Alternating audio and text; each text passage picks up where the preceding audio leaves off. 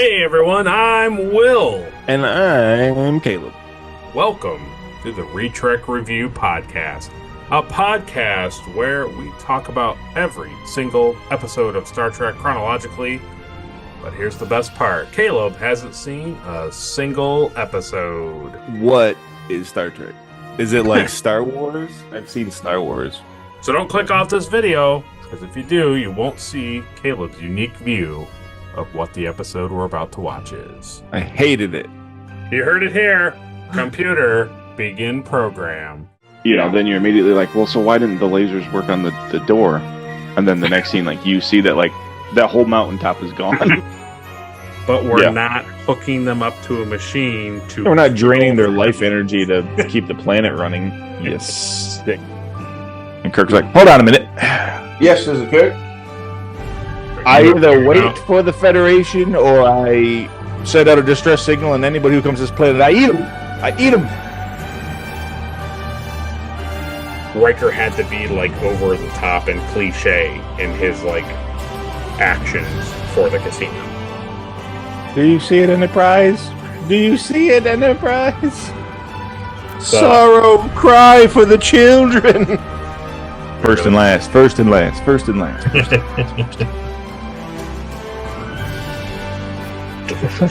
Delicious. All Sarek does is goes like this. And Yeah, he knocks his hands away. And then the Teller is like, ah!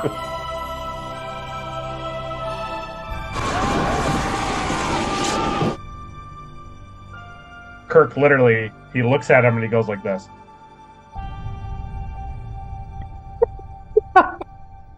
Program complete. Enter when ready. Welcome back to another Retrek Review, where each week we talk about Star Trek, and this week we're talking about episode 11 of season 3 of Star Trek The Next Generation, and that episode is entitled The Hunted. It originally aired January 8th, 1990. It was written by Robin Bernheim, first-time writer for the franchise. It was directed by Cliff Bole, who had also previously directed Lonely Among Us, Hide and Q, Conspiracy, The Royale, The Emissary, and The Ensigns of Command. The synopsis for The Hunted is, while the Enterprise D is reviewing a seemingly idyllic planet's application for Federation membership, an escaped prisoner leads her crew to discover an ugly secret: the government's shameful treatment of its war veterans. Then we had some guest appearances this week. We had Jeff McCarthy as Roga Danar. He's in a few things, like RoboCop 2, Cliffhanger. Plays on a lot of TV shows, Law and Order, The Good Wife. But his most recent thing is he was the nature documentary voice on the Apple TV Plus series Severance. Nice. So he's still out there doing things. Then we had the famous James Cromwell as Prime Minister Narok. Yep. He's still cooking. He goes on to make robots. He goes on to make robots. He goes on to do quite a bit of stuff. Because not only is he in the Revenge of the Nerd movies, but he's also in Babe. He's the farmer. He's in Eraser. He's in Deep Impact, General's Daughter, Green Mile, Space Cowboys. You mentioned it, iRobot, Spider-Man 3. He's George Stacy. Oh, he's Gwen Stacy's dad. Big Hero 6. He's in Jurassic World Fallen Kingdom. He's Benjamin Lockwood, who worked with... oh, yeah.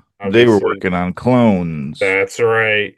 Made a lot of TV appearances on very famous shows like Different Strokes, Night Court, Dallas, Family Ties. But yeah, he's currently, as of November, he's been on a new series called Bat Fam, where he voices Alfred Pennyworth. So that's Nice. Cool. You've also seen him in Star Trek previously. He plays Zephyrin Cochrane in the Broken Bow episode where they cut to him on the planet, like on the video. He's the one who said to boldly go where no man has gone before. And you also saw him in the Mirror Universe episode where he was reaching out to shake the Vulcan's hand and then shot him with a shotgun. Yeah, that's a good one.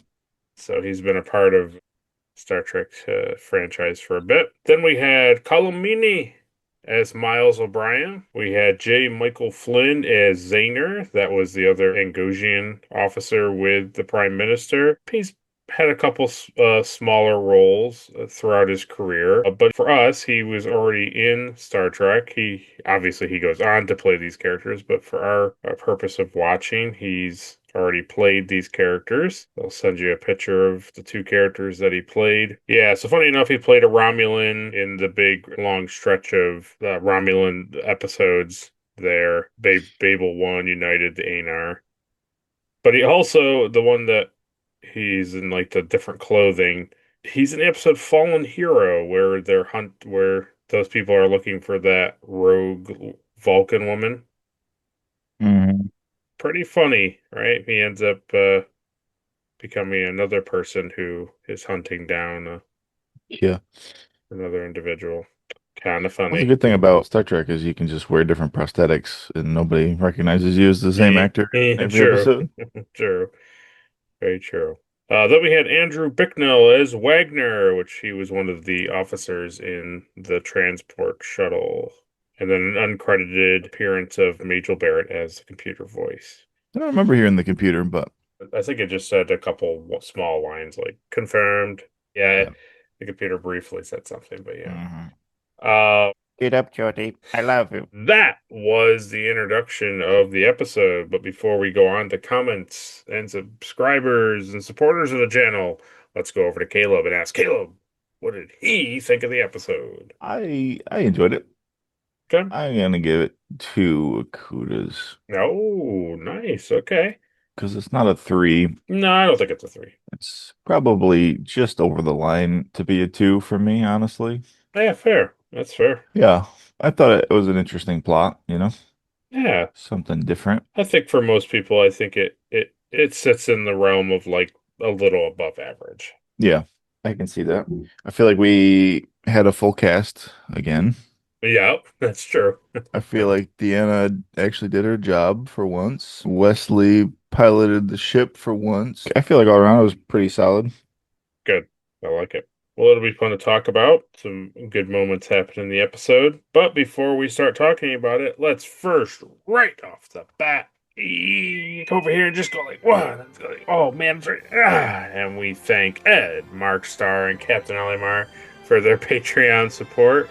We appreciate those guys taking an extra moment in their lives to send us some money for our podcast. We appreciate that kind of support. They don't have to, but they do it because they want to. So we're grateful for them. And as a privilege of being a Patreon member, they get their comment read on the podcast while we're talking about an episode. So even though the episode hasn't aired on YouTube as of recording to this, Ed still commented on Patreon when the unedited recording of our episode of The Defector was uploaded to Patreon. So he Nice. says just a couple days ago, amazing when TNG goes all in on a great story. The Defector is an engaging drama delivered by superb acting all around. Star Trek is often at its best when tensions between the Enterprise and an enemy are high. Completely contrary to Roddenberry's original vision for the series. So pretty interesting there. Yeah, that is a good episode. Yeah, I think everybody's a big, big, big fan of it, because I am. The Defector plays with the audience, revealing just enough details to keep viewers guessing. Is Sub-Lieutenant Cetal a liar, a traitor, a plant, or honestly trying to avert a war?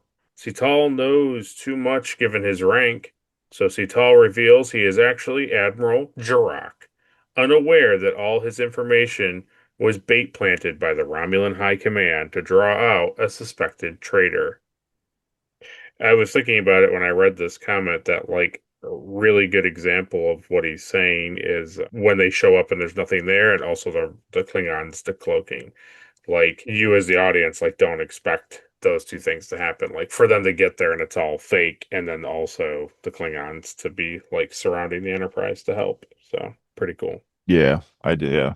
He says, this is an example of story construction favored by Leslie Stevens, the executive producer of The Outer Limits from 1963. He said he would often ask staff writers to submit a sci-fi story with a monster of the week highlighted. Then the writer of the best story would be asked to rewrite the draft with the monster removed. This exercise reveals story details that make for a more intense viewing experience. The defector feels like it went through a similar process. Which is interesting. Yeah. That's fun. It's a fun way to write. I didn't realize that the show The Outer Limits was that long ago. Yeah, I think they had like Twilight Zone. I think they had like a reboot, like a Must be the restart. remake is what I remember. Yeah. Probably. The icing on the cake is Andreas Katsoulas as Romulan Commander Tomalak, one of Star Trek's best Bond villains. Always a pleasure to have Tomalak to hate on. Yeah. Maybe this explains why the entire cast was at the top of their game in this episode. Great work all around. 3 in all caps, Akudas for an Yeah. outstanding episode of Star Trek TNG. Nice. It's always nice when I'm right, you know? Absolutely. Absolutely. And so, since Caleb and I are still recording like ahead of time and everything, we'll ask this question to Caleb when we usually do it on Hailing Frequencies Open. We'll do it right now, right on the spot. He says, Popcorn Award to James Sloyan as Admiral Jirok. Talk about being the glue that holds an episode together. So he puts in the suggestion of James Sloyan for the defector. So Caleb, who does get the Popcorn Award for being the best actor of the episode? Yeah, I would agree with him. Yeah, he has one of those voices that like you think he's this other actor, but then he's not. He has this very distinct voice, and the way he talks, the way he carries himself, I think really lends to Yeah, it was really his good. performance. Yeah. He reminds me of the main Vulcan guy from Enterprise. Oh, Or- Saval. Yeah, that's it. Yeah. Yeah. He kind of had the same cadence and stuff. Yeah. That's cool. That's good. That's a good pull. Well, we appreciate Ed's comment. Captain Lamar made a comment that we're back, baby. So we're looking forward to it. Getting us back on track with everything. We had a couple new subscribers to the channel, so we thank you guys for subscribing. But yeah, appreciate everybody sticking around after our break, and now us getting back into regular reviews of Star Trek The Next Generation. And so, without any further ado, let's get right into the review.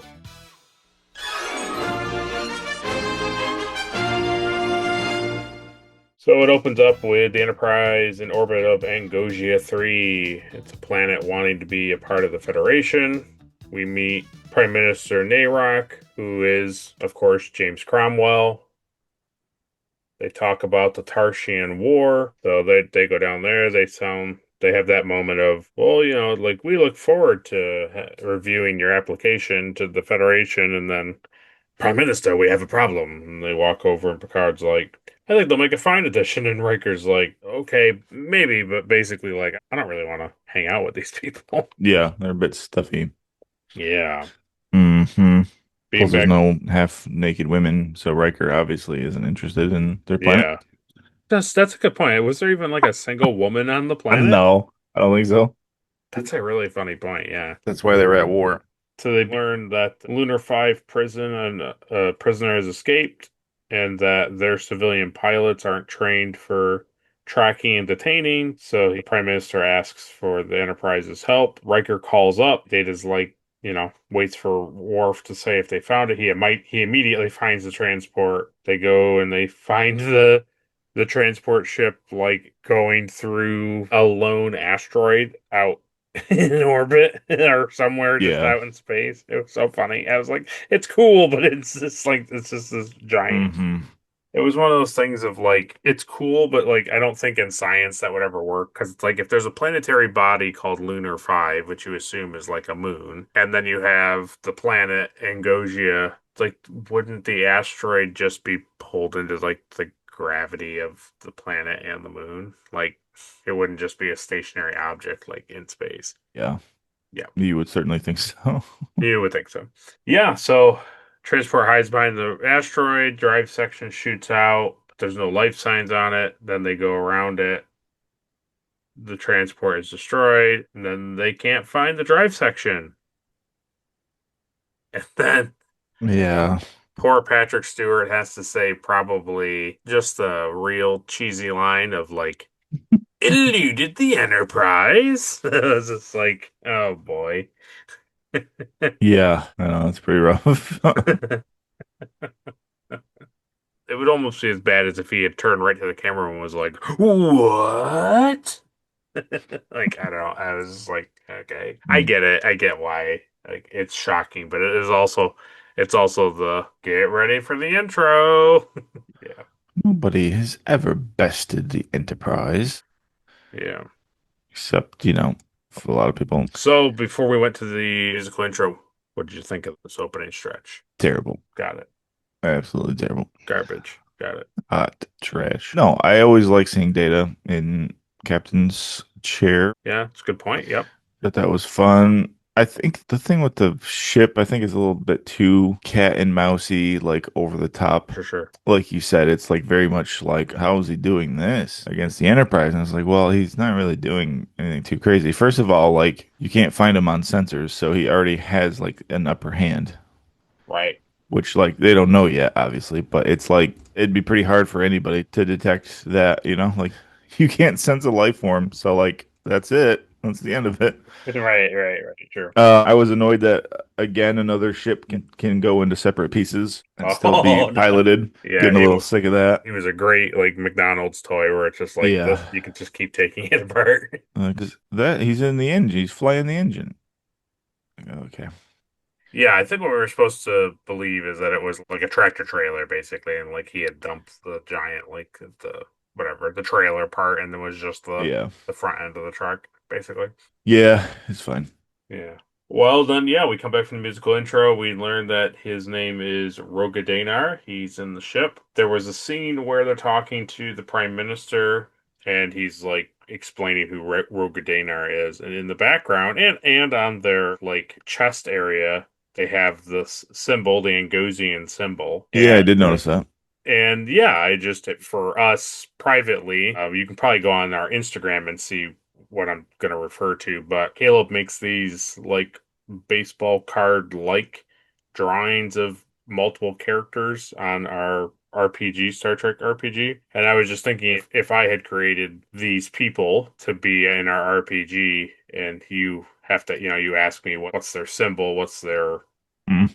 it's like I was just it made me think of that they have like a diamond kind of like arrowhead kind of point thing with like a swirl and some like script inside of the curve. So just kind of cool. Yeah, that's what I thought of too. Then we get the tractor beam in action, which was pretty cool. The drive section runs at the shields, bounces off the shields, but Data anticipates it. Then they beam the content of the escape pod. And I was thinking, if they can't read him and they're just beaming whatever's inside of it, so he's like broadly scanning and like locating the inside of this escape pod, it's like, shouldn't there also be like padding and like anything that would be inside of the escape pod, like rations, maybe like flares or other type of like survival emergency things.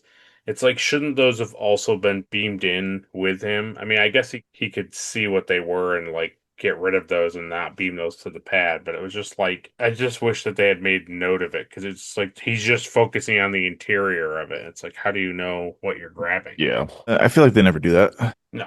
They always get what they're trying to beam perfectly every Always. time. Never a problem. Mm-mm. Then he's held in stasis in the transport, but he's got a weapon. And I want to say it was not a goof on production's fault. I think they did it intentional. Rogadaynar is like moving in the stasis thing, right? Like you could see his head like moving, his hand is like moving. And I think that was a setup for the fact that like he could somehow, even though his like particles are being separated, he could somehow still move. Yeah, right. Because they kind of hint at that. They kind of show you later on that he can Yeah, do just amazing things. amazing things. And then he gets sent in. They obviously disable his weapon, and he comes in. They're like, "All right, buddy, let's just take it easy." Hmm. And they phaser him, and phasers Yeah, don't hurt him. he did not take it easy. Immediately jumps off the transporter pad into the two of them, and then Brian was having none of it, absolutely none of it. Yeah, I was just happy to see him actually doing stuff. Do something, right? I know. Yeah, He like starts choking him out. Then they go out to the corridor, and O'Brien phasers him in the back. He shoots O'Brien in the shoulder, and then the turbo lift doors open, and it's Worf and Riker. And Worf immediately, he's like, "Oh," and pushes Riker up against the wall. He immediately knows. yeah, it was pretty good. But the thing that I really liked was he's now in the corridor. He's taking a shot at Worf and Riker, and that security guard that he had been fighting with in the room got up and like grabbed onto him again. And I Yeah, liked the fact that like the security guards were not like one and done. I enjoyed that they were actually like yeah, fighting him. yeah. That was different. Yeah, it was good. And then Worf's been waiting all week, all month, all Yeah, year to have an intruder on the ship. He goes charging down the hallway and just freaking tackles him. yeah, it does. Riker gets flipped over onto his back, and then Worf's like, absolutely not. Nope. It was pretty good. Yeah, I enjoyed it a lot. Yeah, I did. I like that. It was pretty funny It because does make nobody can just shoot. no, Nobody can just shoot phasers. You know. no. It did make me laugh that, like, of course, Riker and Worf are super strong and capable. Like, no, main characters are here. He can't do anything. But also, the really funny part was, and you probably caught it too, it was clearly product placement for Starfleet phasers, where Riker's Uh huh. like, set phasers to maximum stun. And then Michael Dorn sticks the phaser out in the Yeah. camera and he turns He, the setting up. It was he really legitimately faces like the top part, like the top screen to Oh the man, to the camera. that was pretty good. Yeah, it's funny to think that like this is our act after coming back from the musical intro. I mean, that's it. Yeah. They talk to the Angosians, and from the tractor beam all the way to them tackling him in the corridor, like that's all that happens. It's a pretty action-packed section here. Yeah. How'd you feel It about is. before we went to commercial about it? How'd you feel about what happened in this section? I think this is the first time that like it's really been very like action heavy like this, like when you before the first like commercial break, like you said, after the introduction, it starts up like right into like a fight in the hallway and Yeah, it's a long sequence of them yeah. beaming him in, disarming him, shooting him, fighting in the transporter room, fighting in the corridor. It's like it's long. Yeah, it is. But it's cool. It's pretty cool. I kind of like too. It's like they're kind of showing you in this scene is kind of showing you that like he's kind of like a super soldier, he's Yeah, they're kind of hinting at it, before the big like reveal. I agree. I was thinking with his thing on his eye, I wasn't sure if that was like military branding, like Yeah, something I don't that know. they put on those guys, or if it was like a facial tattoo. I think all of them had them at the end. I can't remember, but I think all of them had them. Yeah, I don't know how I feel about that. It's kind of weird. It's weird. I would have been happier if it was just like a greebly that they glued on. Yeah, instead of just kind of a weirdly Because painted. like it kind of looked like it was supposed to be a tattoo, but it just looked like it was just makeup that they just painted it on. Yeah, I don't disagree. You did kind of look a little face painty. Yeah. And like we always say, back in the day when you were looking at a 4-inch box TV on the other side of the living room, Yeah. you don't see that stuff. No. But I watch it in bed on my phone like this. You watch it. So You watch one side of it the yeah, first time, and then you watch the other side of it the other time. Then you have to yeah, remember I what you get, saw. yeah, I get a lot of stuff. Yeah. I watch it in like VR mode. Oh wow. Yeah, we have commercial break. The Enterprise is talking to the Prime Minister. He tells them to not let up their security for a second. And Data makes the remark that while he was on the Enterprise, there were no life signs. Yeah. And so Riker has the computer. This is where you hear her voice. They have her scan the computer scan the detention cell, and it's like there's Oh, no yeah. occupant in the thing. It's like, well, he's definitely in there. Yeah. It's Troy it's very says, funny. It's very Dragon Ball Z where they're like, can't sense the android's energy. "Oh, yes, I know they're there." Yeah, then Troy senses that Roga's having a nightmare. She goes and investigates. They talk. While they're talking, he kind of like investigates the brig. He goes over and finds like the water basin and he puts his hand on like the force field and all this stuff. But, hey, we get to see the brig. Yeah, and I have to say Okay. that the brig is way too Star Warsy for this show. The interior of it is It pretty gives me very much Imperial Star Wars vibes. The gray, the lighting. like a little short for a stormtrooper scene. Yeah, it's very Star Warsy, you know, Well, which I don't mind, but I'm just saying, whoever built it, they must have just saw, yeah, the shot New of the Hope. yeah, the shot of like the bed in him is very yeah, I can agree with that. When he goes over to like the mirror and like the water basin, that feels like Star Trek. But yeah, Hmm. the other parts of the room don't. Well, even like when you see her walk in and like the doors open, the doors have that like greebly texture on it, and it's gray, and then the flooring is gray, and then the actual force Yeah. field, that like square Oh, archway with all the white like lighting all the way around it. That's shot specifically like her coming through the door. Like that is very, very Yeah. imperial looking. Yeah. Well, probably somebody when they were designing it was inspired. Yeah. How could you not be, you know? We learned that Angosian prisoners are well taken care of. They just aren't allowed to leave, which was kind of neat. I like the fact that they, when asked that kind of stuff and like presented it, that he explains it like that because like here is a society soon to be entering the Federation, or at least their application is being considered by the Federation, and it's like if they were abusing their prisoners like outright, or I don't know, being some sort of like malicious government, it's like why, like immediately the Federation would catch on to that. Yeah. So I like the fact that they're all well taken. He says that they're well taken care of. We just don't know why they're in prison. When he talks, though, I can't tell whether he's ever telling the truth or Yeah. he's like programmed to like lie on specific things. Yeah. It's like it's fine in the beginning, and then he immediately is like, well, a girl with long black hair really broke my heart. And then she's like looking at him and he laughs and he's like, or maybe I tell you that I had a really bad childhood and I can't. You're just like, okay. But even that, like when you're saying he's like, oh no, I'm very well taken care of. It's like it's almost like his programming or like manipulation Yeah. like kicks in and it's like, oh no, everything's great. Everything's really taken care of here. I just couldn't tell. And I'm not saying that's a bad thing. I kind of like that it's vague, but I just always felt like he was Always just lying. lying all the time. Yeah. That's fair. Yeah. That's funny. So he plays with her a bit. He obviously hates that she's a counselor and all these things. And so we Yeah. have an interesting scene. I like Picard's reaction to it, but like, I just feel like there wasn't enough meat on the bone for the scene where Troy goes to Picard and tells him that like criminality and violence are not inherent to Roga. It's like I don't think that it's out of line. Like I don't think it's outlandish for her to go and tell Picard these things. But I do think that as audience members, like there's not enough was given for us to also feel like he's not like cuz like you're saying it feels like he's just lying the whole time.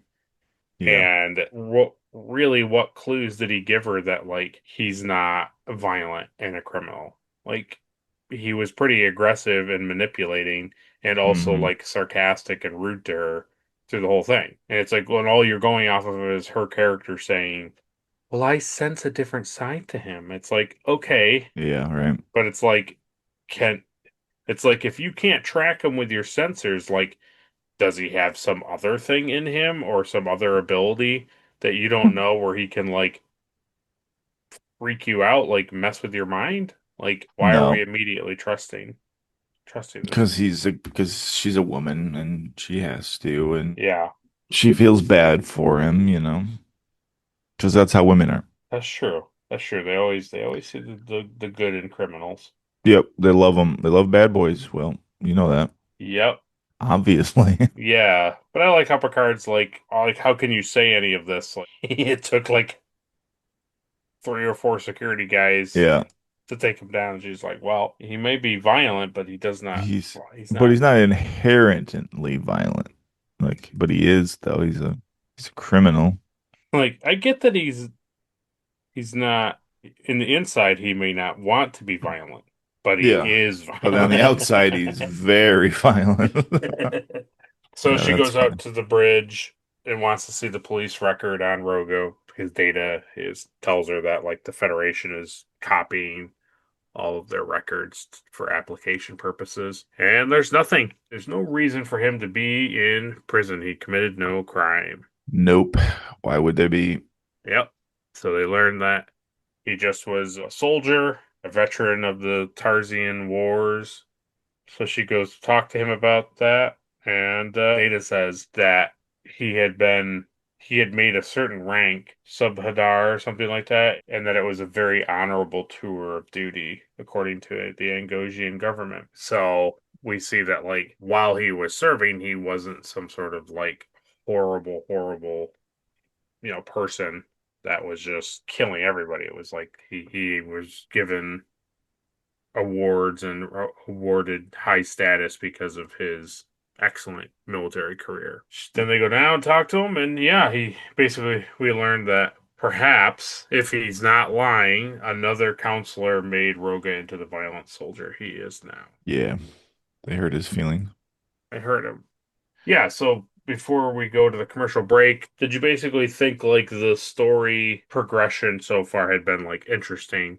Like, were you interested to see where it was going to go when he was like, Yeah, a little bit.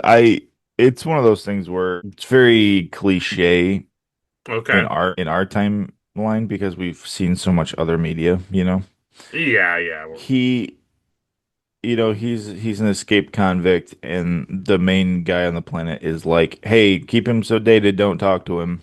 right, Is yeah, very like, okay, very on the nose. It's very like, okay, so there's something shady going on, and they don't want them to hear his side of the story, and you kind of assume like, that's what it was going to be. But I was interested to see what the resolve was going to be, yeah, fair enough. what side Picard was going to lean on, because sometimes this stuff happens, and he's just like, oh well, it's out of our hands, and he just like leaves, and sometimes he gets like very invested in it. Very true. Depends on Uh, what heartstrings are pulled, right? Yeah. Well, now we've heard his voice, so we're reliable. We're accountable now. Yeah, I was waiting for the augment thing to be a thing, because not that he was specifically an augment, but he was kind of was, right? yeah, So I was waiting for Picard to be like, well, your application has been denied because we don't deal with anybody that does augmentations on their own kind. So yeah. now you can clean up the mess. But they didn't even bring that topic up, so. They really didn't. It's one of those things in Star Trek where they love talking about how bad augments are, Yes. but then when they have the ability to actually have like an interesting discussion about augments, they don't use it. No, they don't talk about augments. That's disgusting. Yeah, that's gross. Don't even mention it. Well, this is the halfway point, so go down to the comment section and write. Freight train mission report 1986.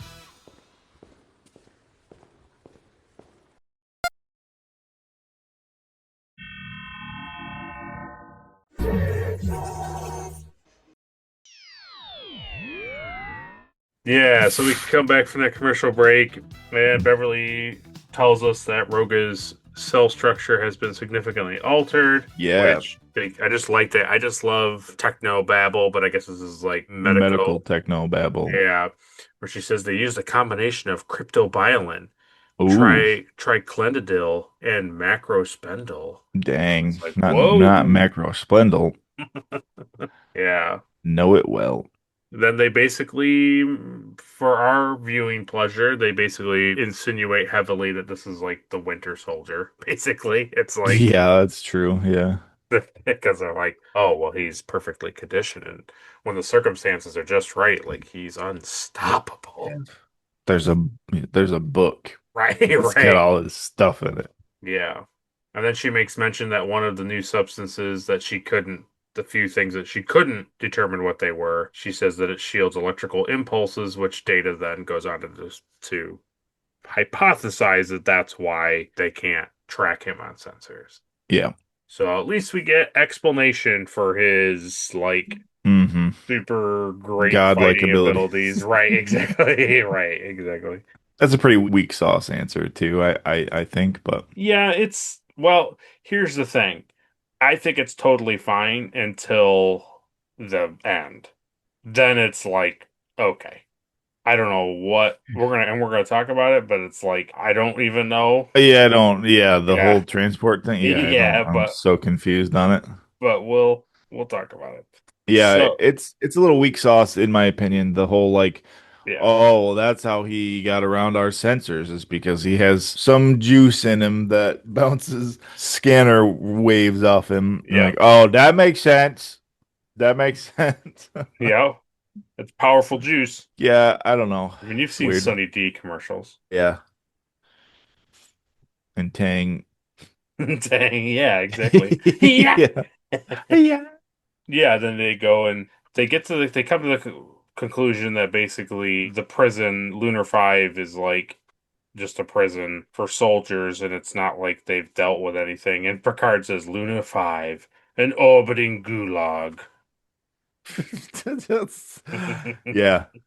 I just feel like, and I think it's because, like what you said, because they don't let you know, there's not like a green light, red light switch next to him, because he lies and is like manipulating, and also he does those things where it's like, you're not going to get to me kind of pieces of dialogue. I think the episode doesn't do a good job, a good enough job for us as the audience to feel that the Enterprise crew specifically like Picard and Data to think that this guy is fine. That like Yeah. he's just a remnant of a war and his people are mistreating him by not allowing him to integrate. They're just like they were violent and they remind us of a bad time in our lives, so they're just like discarded and put in a different area. I get It's that that's like the story, but they don't give me enough meat for me to believe it. it's also another instance of them policing the galaxy, which Yes. they don't do,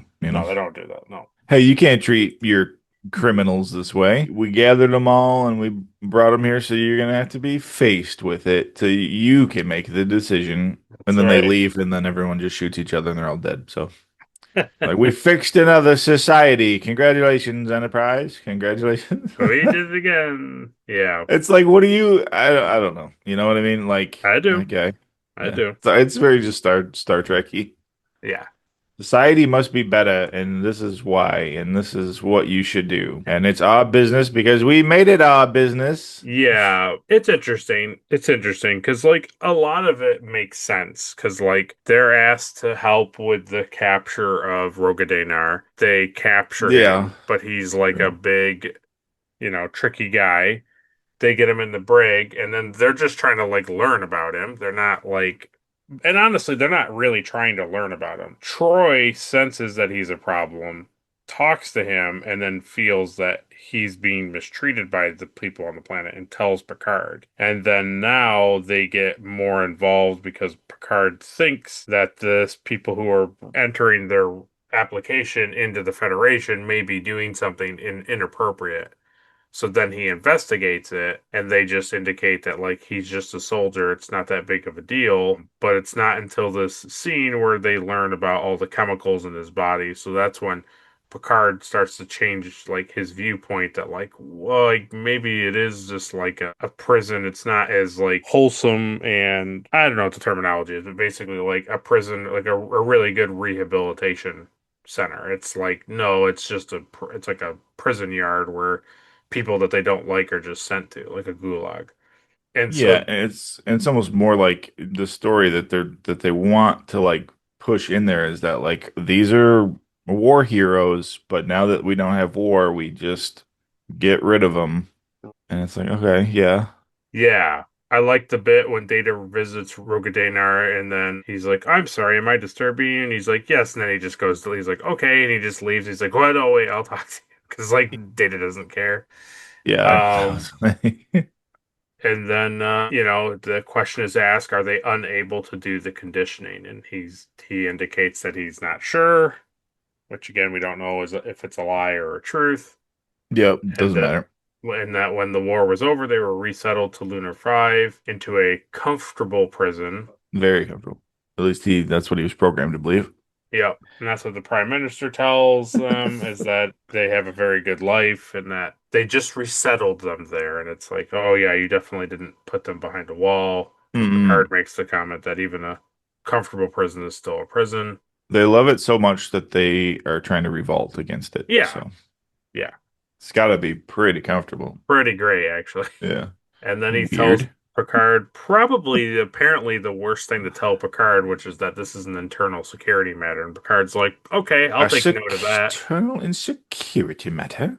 It's It- disgusting. It's like when you guys were taking the joke a couple weeks back. It's like Prime Minister Nayrock says, like, this is getting awfully close to like an internal security matter. And then up in the corner it says, Picard will remember that. Yeah.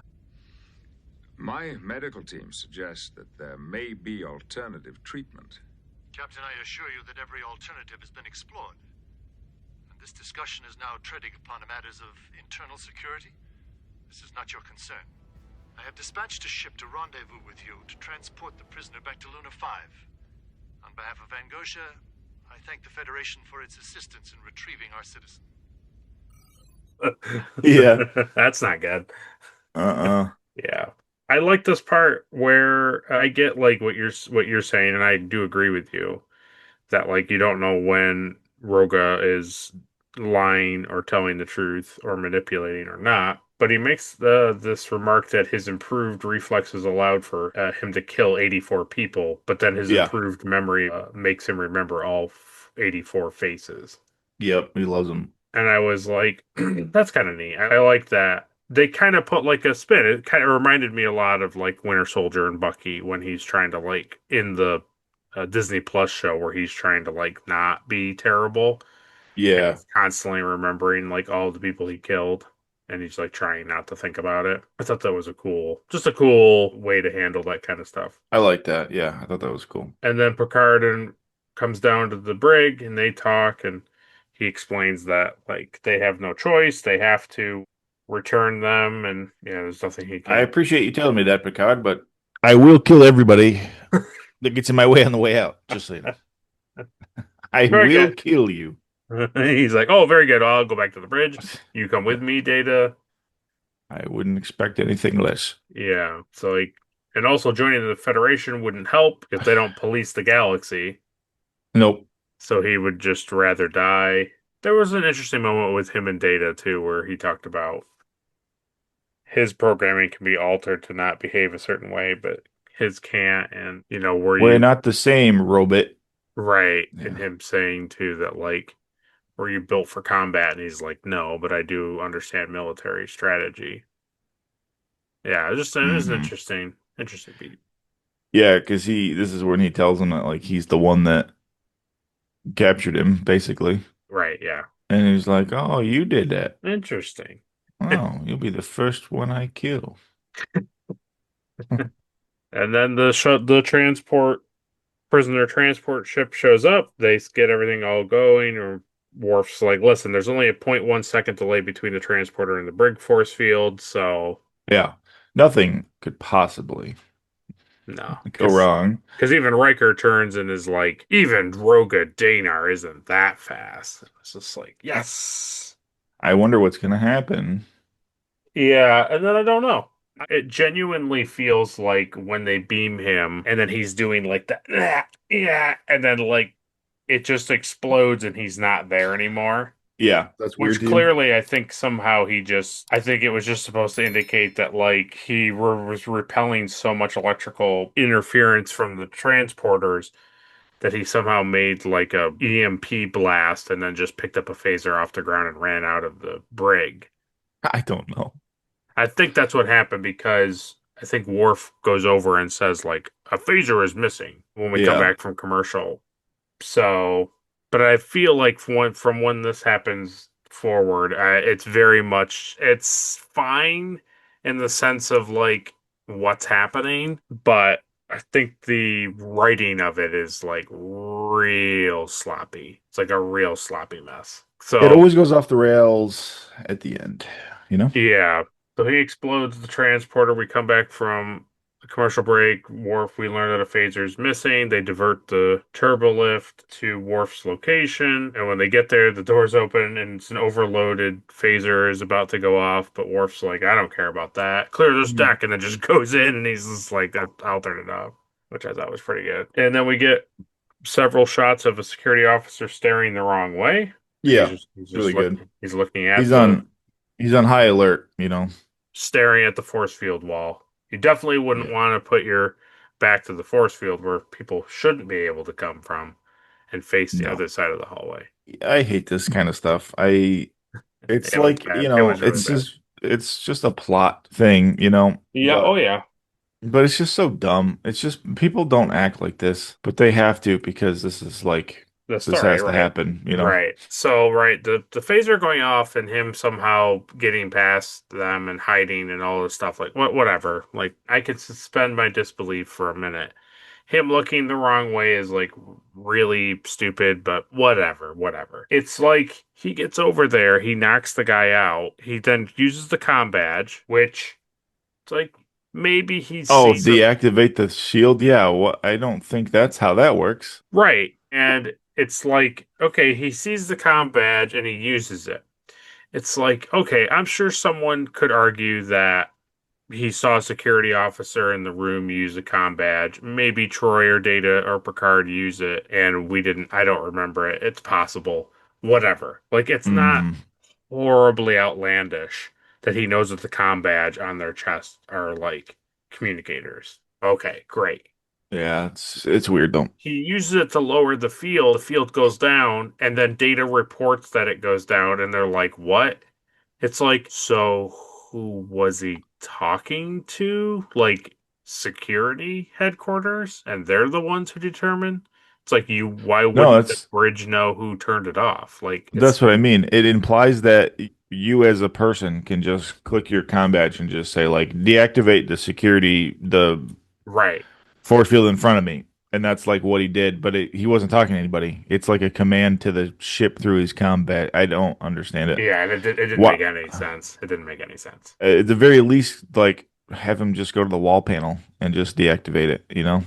But also, like, that's a thing that's initiated by like the captain. Right. So like only the captain's voice should be able to deactivate security Right. protocol like that. Yeah, it's very stupid. Right. Or like at best maybe he's telling Worf, but even then Worf has to either go to a comm panel or relay to Yeah. the bridge. Like And Worf would say no. right. You know, And so like you can't do that.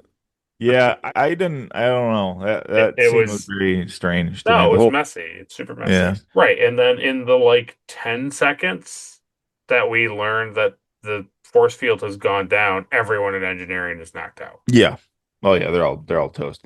And then the other Yeah. fun line is Data's like, Captain, somebody is taking parts of the ship apart in engineering.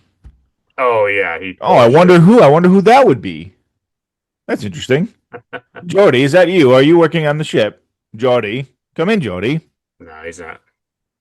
Yeah, Who do that you think it is? Like and that was the it's other like, what are you talking about? that was the other thing too, was like I didn't understand how he understood what isolinear chips were when he like opens up the thing and he's like reprogramming like the security overrides. He's good.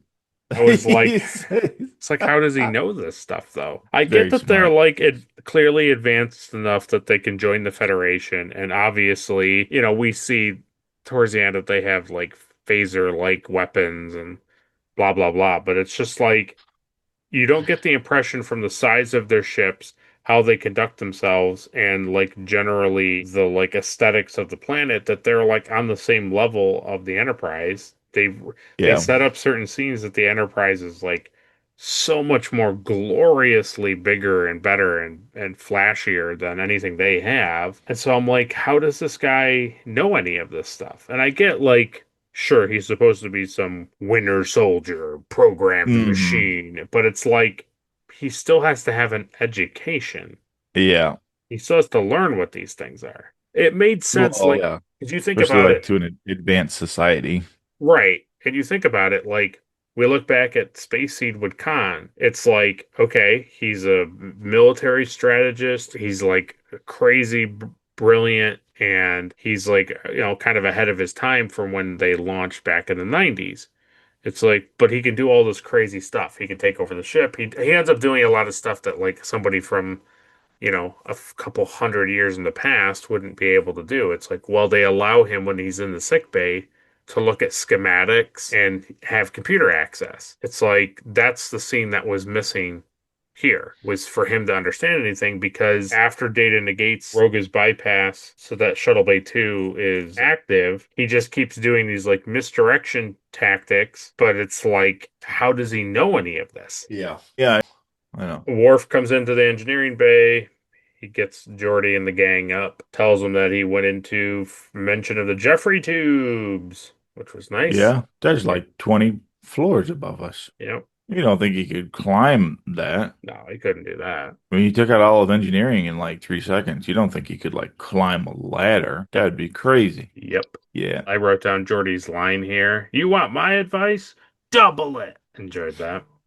I liked when they walked into engineering and Jordy was like laying against the wall and his visor was like 4 feet away from him. I thought Oh, that yeah. was like at least, yeah, I like Yeah. that Yeah. Got phasered because real hard. it's easy for everybody just to just like lay against the wall, you know.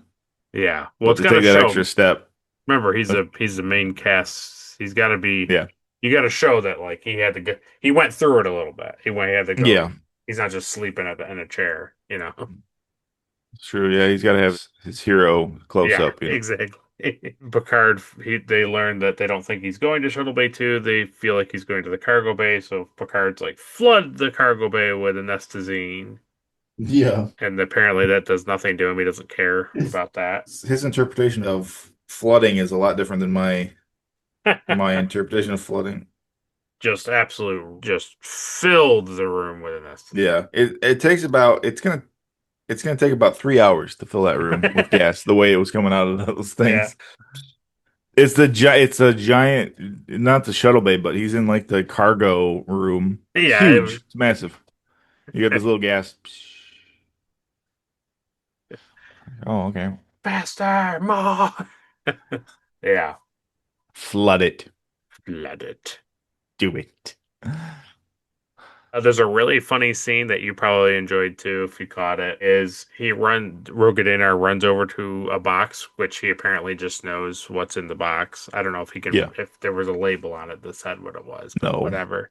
But he runs over to like clearly like the sticker, like the like mark for what's in the box.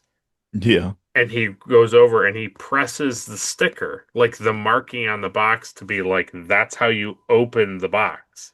And I was like, that's crazy that you did that. It's like the actor clearly was just trying to make it look good. I get it. But he just pokes like the top part where it's just like design. And he's like, oh, the box can open now. I was just like, please don't do this. Yeah, it's real bad. He opens it up. Somehow he knows about the pressure suits in there, but then he doesn't. I don't think he even wears the pressure suit. No, he doesn't need it. He's taking it so that they think that that's what he's doing. Yeah. I did like the scene where they show Roga hiding, and then and Worf's like, we're going to go to wherever. And he's like, and I'll check these decks, the torpedo tubes, because he could go there. That's where I am going. And then he like walks away, and then that guy crawls out from underneath the thing, and then he's like, you are cunning. Ha ha ha. You must be a Klingon. And Yeah, I did like that. I like that Worf got the upper hand on him. yeah.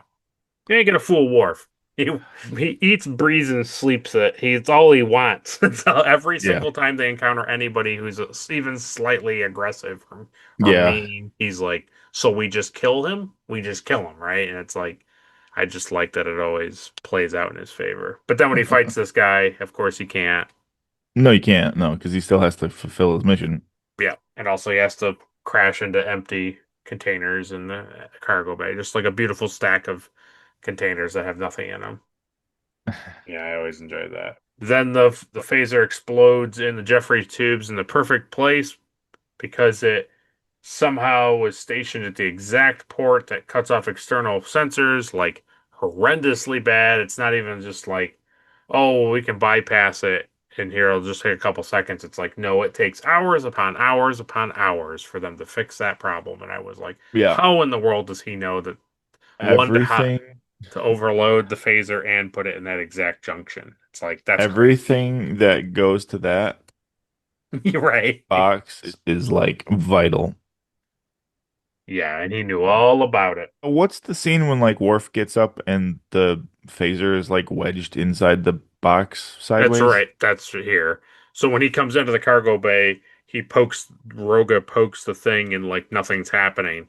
So he goes around it, opens the flap, and sticks the phaser in. And then he hides, they gas him, all this stuff. And then Worf and him fight. Worf loses. He runs over the pad, gets beamed away. Worf wakes up, goes over to the transporter pad, and then sees that it's operational and then pulls the phaser out of the hole. Yeah. How putting a whole phaser into like the guts of a console powers it is beyond me. Yeah. I don't Okay. know. To me, that would have made a lot more sense as if it showed him like taking apart the thing, like or taking a power cell out of the phaser and putting that into the But that's what they're implying, right? Because yes, when he first walks into that room and he pushes the console and it doesn't do anything. yes, So they're implying that he diverts power from the phaser to the console box to counts operate. the Oh, transporter. oh my God. Yes, yeah, just by All right. putting the Yes. whole thing into the console. Yeah. Yeah. Makes sense. That Makes would be sense. like, oh man, this machine is out of power, so I'll put this full gun into this engine. That'll make my car run better. Yeah. No, that makes sense. Yeah, that Yeah, oh, makes sense. totally makes sense. Yeah. And then we learn that he beams aboard the Ngosian transport ship, and there he is. It's time to die. I don't know. It's just like what I said. That when the transporter thing happens and it explodes and then he leaves, it's just all very much like it's just sloppy. It's so sloppy. It was Could have pretty been quick. yeah, and it could have been really interesting. And I'm not saying that like the concept of him like getting the upper hand and moving through the ship and doing all these cool things is like lame. No, of course that's cool, but like they don't take any time to explain how this guy knows anything. At best, they say, like you said, he's got a couple different juices in him, so it makes him really good. You're like, okay, but you don't say that any of these juices give him like massive IQ or like photographic memory or he somehow knows the layout of Federation ships or Galaxy class ships. It's like there's none of that. He just Yeah. does whatever. The thing that they failed to remember is that even like Navy SEALs, like the top military guys that a government might consider the best of the best, like they still show guys like this is hey, here's a drone view of the building we're going in, and like here's the entries and the exits, and this is how many people are in the building, and like Yeah. they do all of that stuff. So, This is like an American like submarine guy getting on board like a Japanese submarine right. and just knowing inherently like where all the stuff is, how Yes. everything functions, like how to read all the signs, how to like take apart like the chips and put new chips in and swap things around so the ship functions. That's 100%. Yeah. It's like, dude, you don't that's not how it works. And it makes me sad because now it's time to get into trivia. Oh, not again.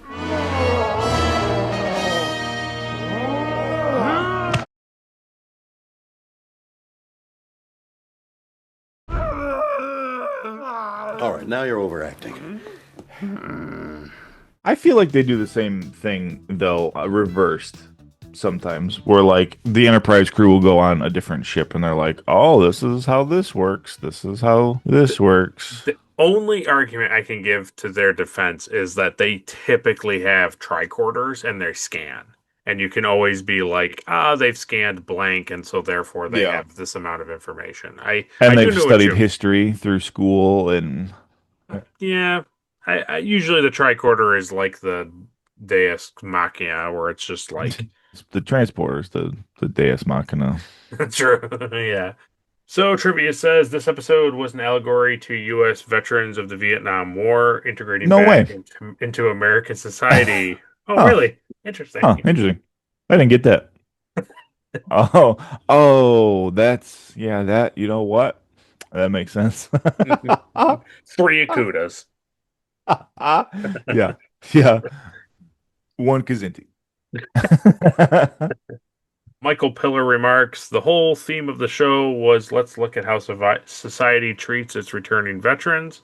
I thought from a conceptual level we handled that well, and we came up with good science fiction to make it interesting.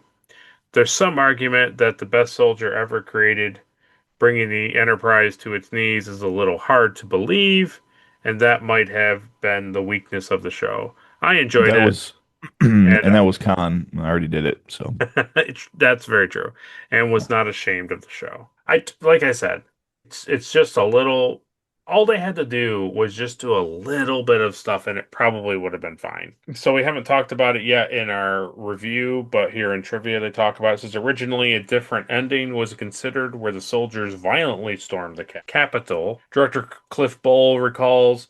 Originally, Rogadenar was going to come back and there was going to be a big confrontation. That was cut due to budget and time. We simply did not have the time in 7 days to do that. I thought the loss of that confrontation took away a little bit. He said in a different thing that I didn't copy and paste here is that like they basically wanted some like huge like Rambo like ending type of thing yeah. where he gets to do everything that he wants to do. Michael Pillar continues the comment. At first, we were going to have a huge shootout and have everyone wiped out in the end, but that didn't really make anybody a hero. Picard goes down there, and we're caught in a stalemate. We've now created the character of this planet society in such a way that Picard can make the statement at the end, "This is not our affair. You guys are going to have to solve it." I thought it worked. There are people on the staff to this day who think it doesn't. I think it is an important enough theme that I cannot explore enough, but I don't think we really got to the heart of it because the story was one note and it could have used a little more texture. And I agree. A famous like writer and co-producer, this guy goes on to become one. Ira Stephen Bear. He performed an uncredited rewrite on the episode during his first day as staff writer on the show, in particular expanding Rogadenar's escape from the Enterprise, which was only briefly shown in Robin Bernheim's original draft, into an action sequence that took up most of the third act, which we just talked about. As Ira Bear was only especially familiar with the original series and had paid little attention to the next generation, he had to get a crash course in the series from Hans Belma and Richard Manning. So kind of neat that Yeah. that guy kind of broke his teeth on this episode. During the filming of the episode, the energy weapon prop that Rogadenar is holding when he is first transported to the Enterprise is broken during the struggle with security officers, and what remains of it is on display at Seattle's Science Fiction Hall of Fame and Museum. Nice. That's cool. The shirts worn by the members of the Angosian Senate, I guess is what they're calling them, were the turtlenecked men's shirts from Star Trek II, The Wrath of Khan's officer uniforms. Those like high collar, like multi-ribbed thing that they were wearing were from Wrath of Khan. They were reused. Nice. Yeah. The brig appears for the first time in the show, and it is accessed by a holodeck style door. On the corridor wall opposite the brig entrance, there is an unusual orange door that is surrounded by a silver frame, including at the bottom, meaning one would have to step over the frame to enter the door. So Pretty interesting. This is the first episode of Next Generation to feature a Jeffries tube, which is large enough to walk upright in. Excuse me, this is the only episode to feature a Jeffries tube, which is large enough to walk upright in. And this is also the first mention of them. So nice to That's see funny. them. So now you officially know when we say Jeffries tube, you officially have seen the wrong version of them. Yeah. And then I'll send you this picture I think you would enjoy. Oh yeah. So this vessel was originally the Straleb security ship designed by Rick Sternbach for the episode The Outrageous Okona. So it was one of those ships that come up to the Enterprise. But they said with a little bit of a change, it became the like prison vessel that he hijacked. So That's funny. yeah, thought you would It appreciate it looks like a ship that like has its like exterior shell off. Like it's missing it. Yeah. I know what Yeah. you mean. Yeah. Like you really shouldn't see all those components, you know? Right. Maybe that's supposed to indicate like really how close but yet far they are with their technology. I don't know. Yeah. And I don't know if that's a good or a bad thing based off of how Rogadina just runs through the ship. It definitely doesn't help his case, I'll tell you that.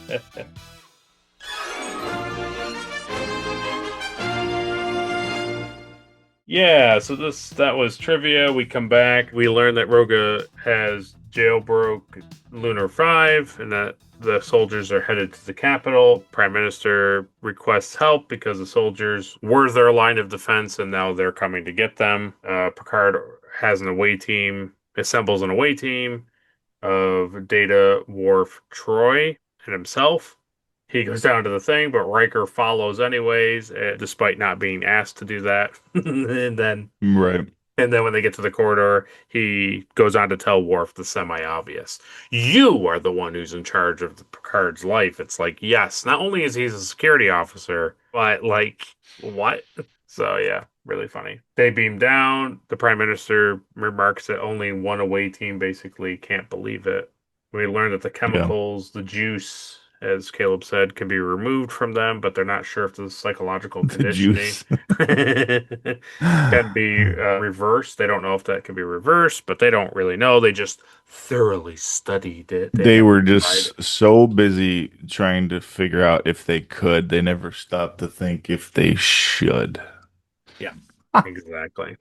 Also, how funny is it that's like their entire society? They put all this stock into these soldiers and then like got rid of them. And then now that they're uprising, they're like, we don't have any police or anything. They were the protectors. I'm like, well, the new society is broken then because they're gonna take it back. Right. What did you expect? What did you think was gonna happen? Oh man, it's good. Then the soldiers appear. Picard yells out, "Don't shoot them!" And then suddenly, for some reason, I get it. At the same time, it just feels sloppy. It's like, well, they can't. You can't shoot people who aren't shooting you. Nope. No, they were programmed not to shoot weak, frail, old losers. So obviously they can't. Man, what's specific programming? We want to shoot you so bad, but we were programmed not to shoot idiots. I've never been so happy to be an old, frail loser in my life. Yeah. And then we learn in this scene, what do they really want? They just want to go home. And it's like, when do we want it? Right now. Oh, yeah. And Prime Minister is so willing to talk to him about wanting to return home as long as they go back to Lunar 5. As long as they go back to prison first.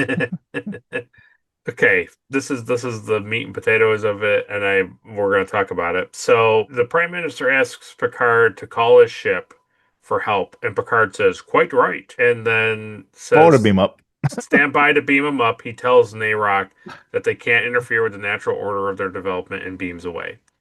Yep. And I don't know. I want to get your take on it, and then we can talk about it. What is your feeling on this? Well, it's the end of the episode. Yep. Okay. Yeah. It has to be over in 3 minutes. It does. So you're not gonna do peace talking at this point. Yeah. So I don't care. Obviously it's stupid, but like doesn't bother me because this is not the first time we've seen Picard say, "Well, Sure. you deal with it." Yeah. So, yeah. I mean, for what, I made fun of it for whatever it's worth of like, well, we don't police the galaxy, but then it's like they, pretty much do. That's all they do. No, And I then when know. it comes to this kind of stuff, it's like we're not getting in the middle of it. But anyway, That's here's all the freed prisoners, and you're vulnerable, and it's could be really, really bad. But that's as far as we're taking it.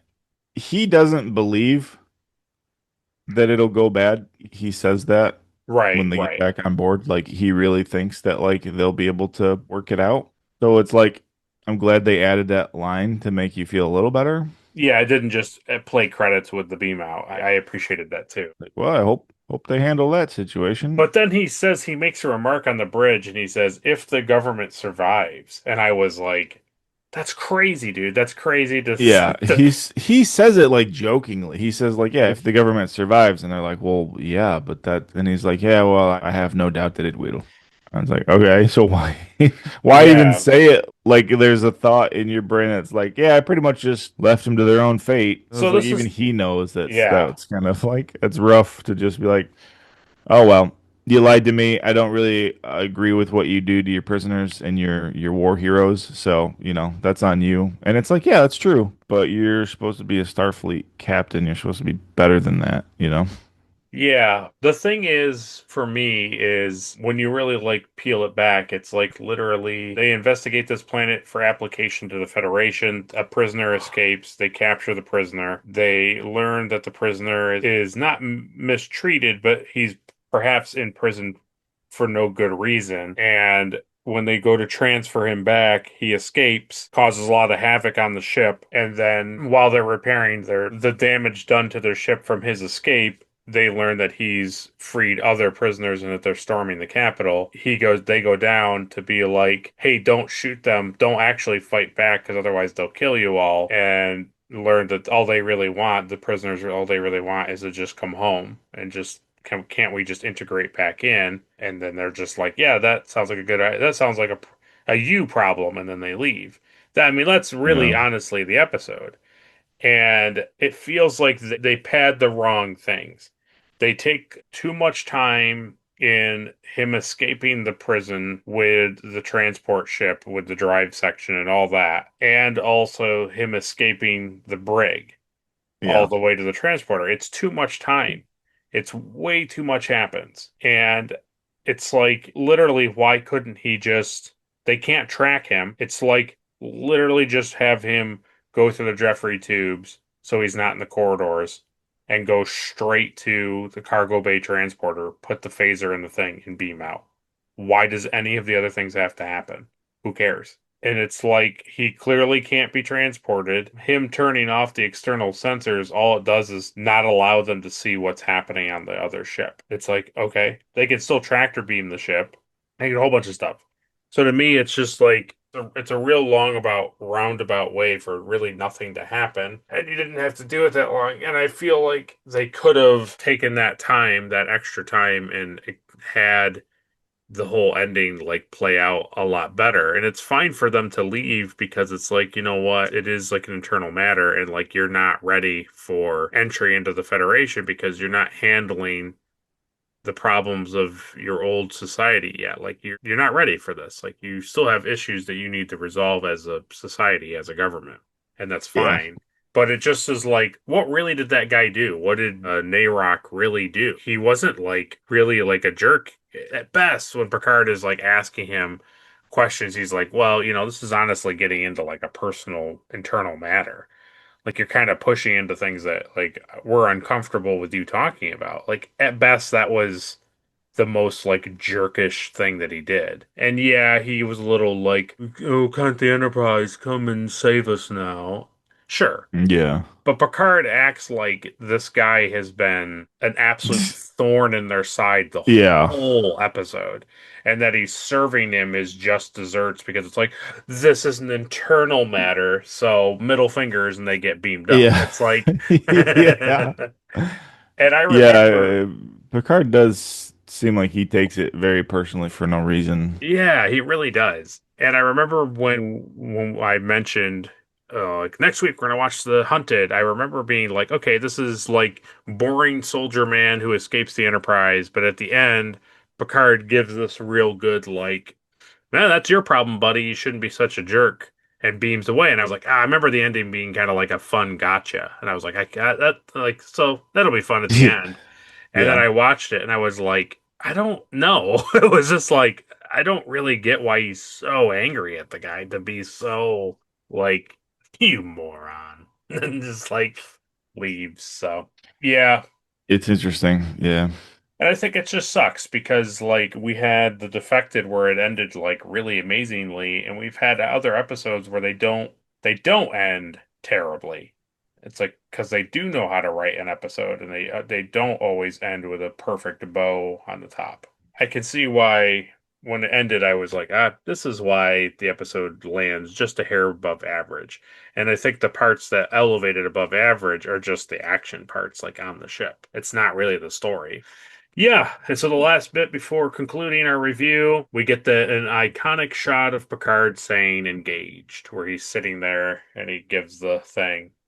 He also says, make it so this episode. He does say make it so. It's just both of his famous phrases in one episode. Yep, almost. He almost says them all. He didn't pull his shirt down, I don't think. He probably did. He didn't say tea Earl Grey hot, but Oh, yeah, I forgot about that one. That's his third catchphrase. yep. There's a couple other ones that are coming. You'll see them. But this shot of him saying engaged, anytime they promote like Star Trek or the Next Generation, or it's like Next Generation is coming to DVD, it's like this is they always Engage. engage. They always show this shot of him saying engage. Yeah, they love it. And it's that when from the pilot where he goes, let's see what's out there. So, really good stuff, folks. Well, before we conclude the episode, let's do the thing that everyone's been waiting for. Caleb? Caleb? Caleb? Caleb? So, Caleb, who gets the Erica Ortegas Award for being the most unlikable? I think the actual prison guy. Oh, Roga Yeah. Oh, wow. Okay, cool. I don't like him. He's stupid. I don't like his haircut. I don't like his ripped clothes. It was funny, though, right? Because, like, he has all those burns on him, and then he shoots that gun at the end, and it, like, burns the wall. And I was like, is that what they were shooting at him? I was just like, Yeah. How did it get burned? Yeah, very good. Next is the Elizabeth Cutler Award for being the most forgettable character of the episode. Wesley. Yay. He pilots like real quick in the beginning and then never see him again in the entire episode. They don't even film his side of the bridge. Nope. Captain, there's like a drive section appearing from beyond the asteroid. I don't even know what's in it. But Captain, he's like flying around the asteroid. Like, what's he even doing?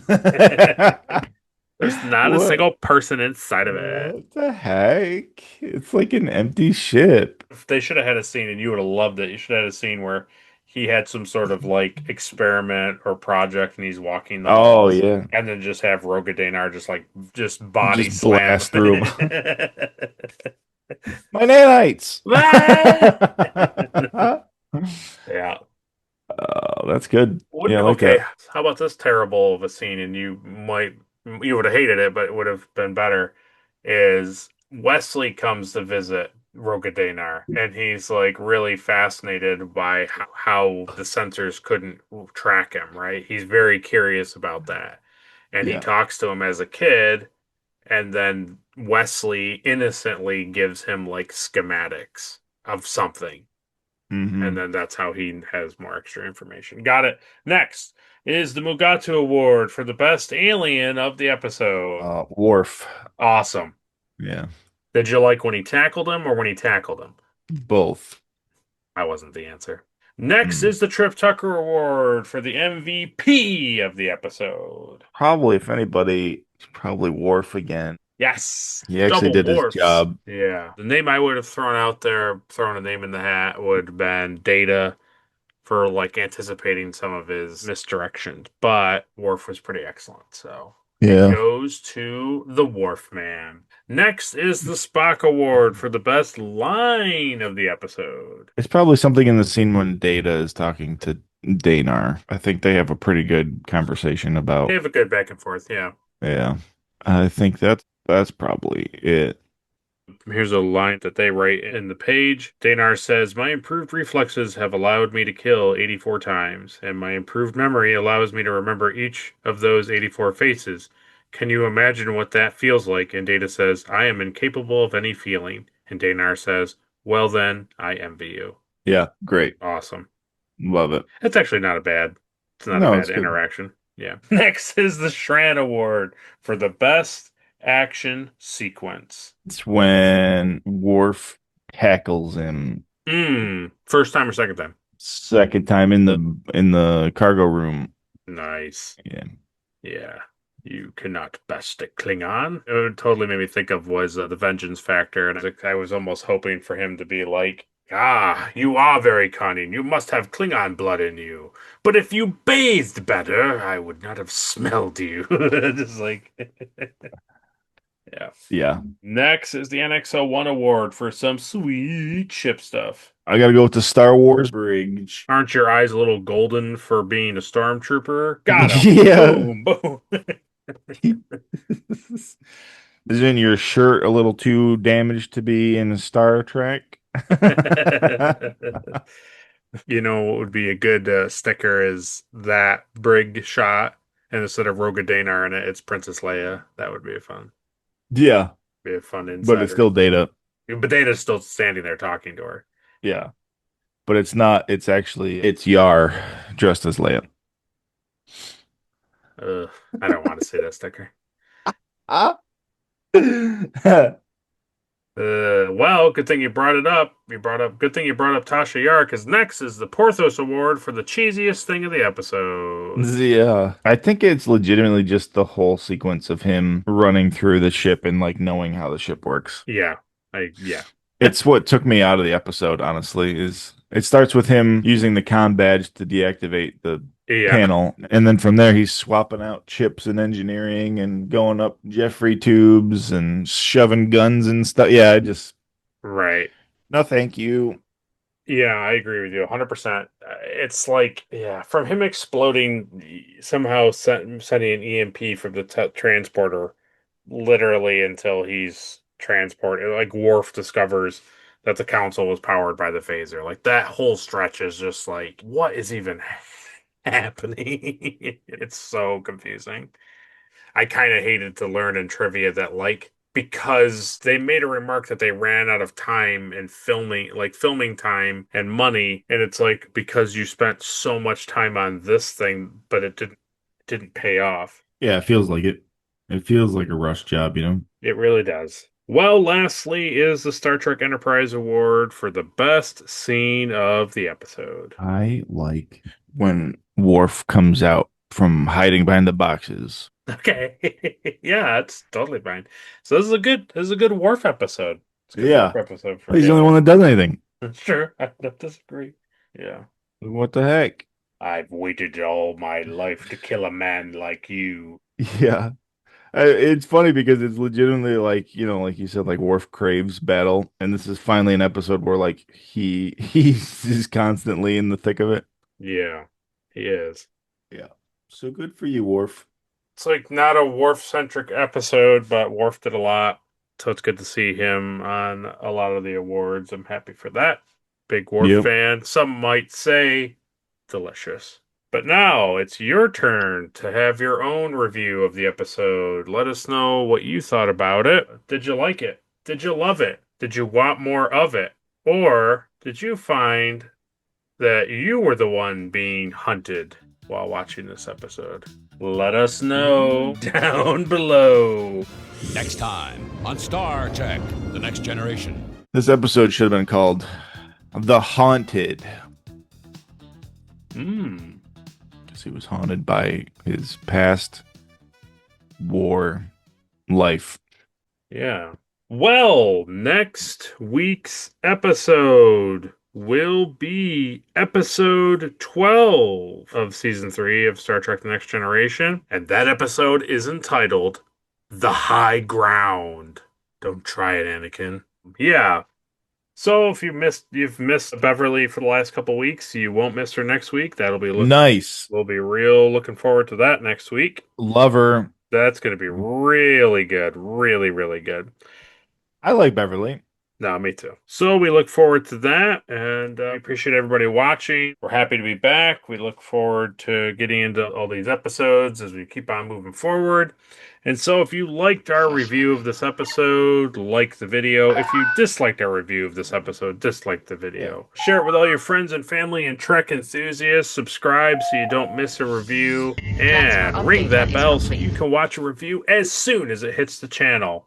And then, when you're done watching this video and you don't want to catch up on any of the other reviews that you've missed or any other episodes that we may have talked about from a different series, like the original series, the animated series, you can always head on over to Caleb's channel. Caleb has a fun prop channel where he makes things from pop culture and video games and things of that nature. But if you enjoy us talking about content where one of us hasn't seen it and the other one has, you can always, every month, catch our discussion of Dragon Ball Z, where we are following currently in soon the Perfect Cell saga. Ooh.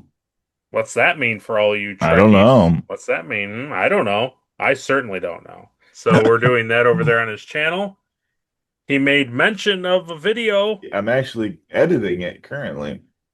Yeah. So it's probably on the channel. So go over there and check it out. If you like Pokemon and you like them small and you like them in their own little world, that's what it is. Yeah. It's a series I've been working on for like 3 years where I print every Pokemon and paint them. I'm on Here we go. 39, somewhere in there. Somewhere near the 40s. Yeah, we'll check it Not out. halfway yet. Not halfway yet. Well, check it out. They're fun videos. You get to see the Pokemon printed out and painted. He does a really good job with painting them, and he makes little fun displays for them on the bottom that are themed to those specific Pokemon, and he puts them all together and lines them up, and they're all these like fun little terrains. And if you like Pocket Monsters, you enjoy all that, you'll get to have a fun video to watch. I try to make the bases like where you would find them in the game. That's kind of what I've been doing. Very cool. Yeah, so while you're over there, find a video, like it, leave a comment, leave a suggestion for something for him to make or design or print out and paint, or perhaps something that you'd like Caleb and I to talk about. Leave a comment on that.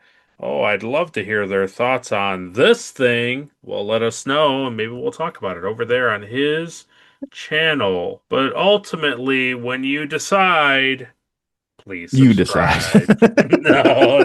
No. Please subscribe. Please subscribe. We thank Edmark Star and Captain Limar once again for being Patreon members of our podcast. We appreciate them taking the time and the money to support us. We're very grateful to those guys. And if you want to join that community, you're welcome to. I think it's as low as $2 to watch our unedited videos of these recordings. And for all you subscribers out there who have stuck it out and are quiet, but you love watching us, hey, we appreciate that too. Don't worry about it. You don't got to comment on our videos. We appreciate you watching. We're grateful for everybody, and we look forward to tackling the high ground next week. And so, computer, show me how to access Caleb's home when he's sleeping. Tell me what.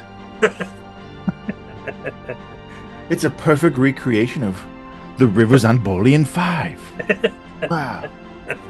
Destroy it. I can't even look at it. Away. Away with your computer magic. See you guys. Bye.